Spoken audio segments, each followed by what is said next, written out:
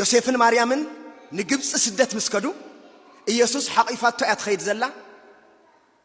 ኣብ ግብጽ ኻአቱን ከለው ሃገር ግብጽ ናይ ጣዖት ቦታ ስለ ዝኾነ ነቲ ቦታቲ ኢየሱስ መስረገጾ ወላዲቲ ሒዛቲ ኣኸይዳ በይኒ ከደን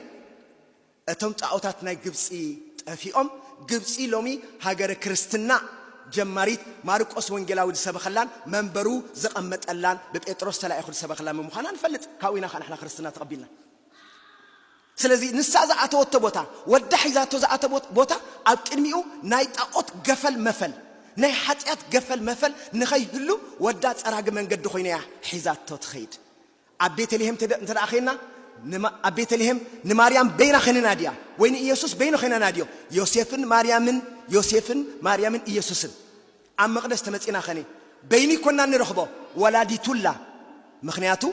ሎሙ ደኣ ኣይገበርናዮን ወይ ከዓ ነዚ ቁምስና መባእ ኣይወሃብኩም እንትኾኑ እምበር መሶበ ወርቂ ጌርና ኽንኣቱ ነይርና ኣንቲ እቲ መሶበ ወርቂ እንታይ ማለት እዩ እቲ መሶበ ወርቂ ማሕፀን ድንግል እዩ ኣብ ውሽጣ ህብስት ኣሎ እቲ ካህን ኣውፂኡ ንንፍቀ ካህን ይህቦ ዑደት ይገብሩ ዑደት ገይሩ ከዓ ኣብ መስቀል ይመውት ኣብ ኢየሩሳሌም ናይ ዝመውት ምልክት እዩ ስርዓት ኣምልኾ ትርጓሜ ክነግረኩም እንከለና ስለዚ እቲ ማሕፀን ናይ ድንግል ብመሶበ ወርቂ ነይሩ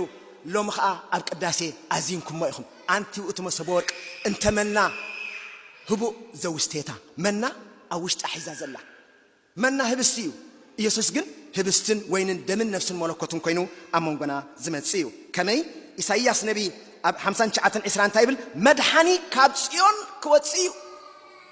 ሓጢአት ድማ ካብ ያዕቆብ ክርሕቕ እንሆ መድሓኒ ካብ ድንግል ወጽእ እዩ ሓጢአት ህዝቡ ዝሓድግ ደምሳሲ በደል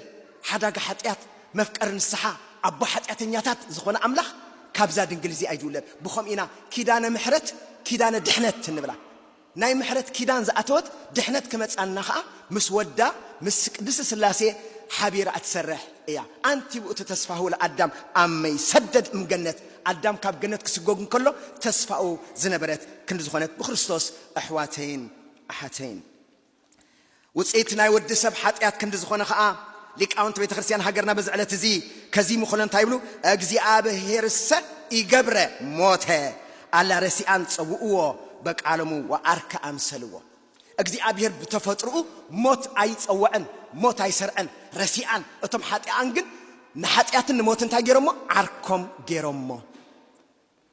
ኣምላኽ ግን ነዚ ብትዕግስቲ ጾሮ ኣብ መወዳእታ ግን እንታይ ገይሩ ነቲ ሓደ ወዱ ዝፈትዎ ሊኢኹ ነዚ ሓጢአት እዚ ፈጸሞ ነዚ ሓጢአት እዚ ኣብ መስቀል ቀተሎ ይብሉ ኣሕዋተይን ሓተይን እዚ ንሕና እንፈልጦ ኢየሱስ ሰማይ ጨዲዱ ዝመፀ ኣይኮነን ብሰማይ በርቂ ገይሩ ኣድሕነኩም እየ ዝበለ ኣይኮነን